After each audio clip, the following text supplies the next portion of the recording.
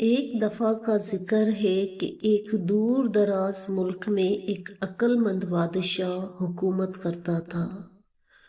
وہ چاہتا تھا کہ اپنی بادشاہت کے بعد کوئی ایسا شخص بادشاہ بنے کہ جو واقعی عقل و فہم اور دانائی رکھتا ہو۔ اس نے اعلان کیا کہ جو بھی میرے 3 سوالوں کا درست اور دانشمندانہ جواب دے گا وہی اگلا بادشاہ ہوگا۔ 3 بھائی جو غریب تھے لیکن عقل مند تھے، وہ بھی اس امتحان میں کامیاب ہونے کے لیے بادشاہ کے دربار میں پہنچے۔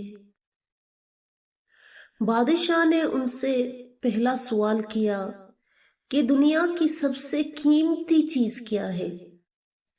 بڑے بھائی نے کہا، بادشاہ سلامت، سونا چاندی، کیونکہ ان سے سب کچھ خریدا جا سکتا ہے۔ درمیانے بھائی نے کہا، حضور، علم، کیونکہ علم کے بغیر انسان کچھ نہیں کر سکتا۔ چھوٹے بھائی نے کہا، عالی جاں، وقت، کیونکہ ایک بار جو وقت چلا جائے وہ کبھی واپس نہیں آتا۔ بادشاہ نے سر ہلایا اور کہا کہ بہت خوب، میرے پہلے سوال کا جواب چھوٹے بھائی نے سب سے بہتر دیا۔ اب میں تم تینوں بھائیوں سے دوسرا سوال کرتا ہوں کہ سب سے طاقتور چیز کیا ہے؟ بڑے بھائی نے کہا، تلوار، کیونکہ اس سے جنگیں جیتی جاتی ہیں۔ درمیانے بھائی نے کہا، دولت، کیونکہ اس سے سب کو خریدا جا سکتا ہے۔ چھوٹے بھائی نے کہا، سچائی، کیونکہ سچائی ہمیشہ غالب آتی ہے، چاہے حالات جیسے بھی ہو۔ بادشاہ نے مسکرا کر کہا کہ ایک بار پھر چھوٹے بھائی کا جواب سب سے بہتر ہے۔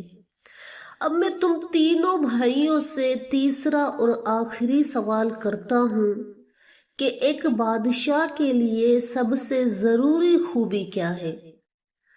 بڑے بھائی نے کہا، بادشاہ سلامت، ایک بادشاہ کے لیے سب سے ضروری خوبی ہے طاقت، تاکہ دشمنوں کو شکست دے سکے۔ درمیانے بھائی نے کہا کہ حضور، ایک بادشاہ کے لیے سب سے ضروری خوبی عقل مندی ہے تاکہ صحیح فیصلے لے سکے۔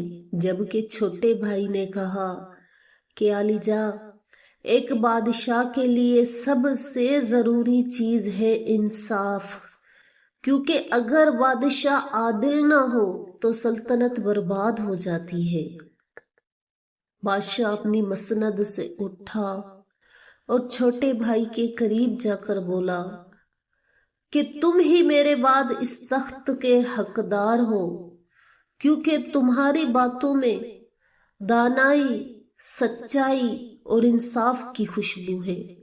یوں ان تینوں بھائیوں میں سے وہ چھوٹا اور غریب لیکن عقل مند لڑکا بادشاہ بن گیا اور کئی سالوں تک عدل و انصاف سے حکومت کرتا رہا۔